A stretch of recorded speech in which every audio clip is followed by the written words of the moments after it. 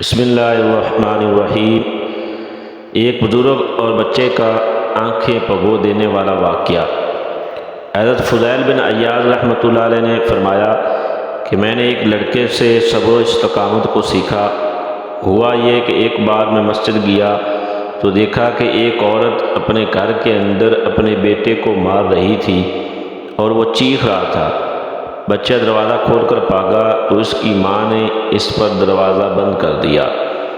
حضرت فضیل بن عیاض رحمۃ اللہ علیہ نے کہا کہ جب میں واپس آیا تو دیکھا کہ لڑکا تھوڑا رونے کے بعد دروازے کی چوکھٹ پر پڑا رہا تھا اور اپنی ماں سے فریاد کر رہا تھا۔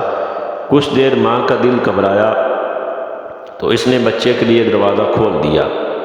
یہ دیکھ کر حضرت فضیل بن عیاض رحمۃ اللہ علیہ دیر تک روتے رہے، یہاں تک کہ ان کی داڑھی آنسوؤں سے تر ہو گئی۔ جب افاقہ ہوا تو فرمانے لگے، خدا کی قسم، اگر بندہ خدا کے دروازے پر اسی طرح جمع کر پڑھا رہے تو خدا اس کے لیے دروازہ کھول دیتا ہے۔ اسی تناظر میں حضرت ابو درداء رضی اللہ تعالیٰ عنہ نے فرمایا کہ اپنی دعا میں مستعد رہو، کیونکہ جو دروازہ کثرت سے کھٹکھٹاتا ہے وہ جلد ہی اس کے لیے کھول دیا جاتا ہے۔ اللہ جل شانہ کی ذات ہمیں اپنے در پر ہمیشہ پڑا رہنے کی توفیق دے، آمین یا رب العالمین۔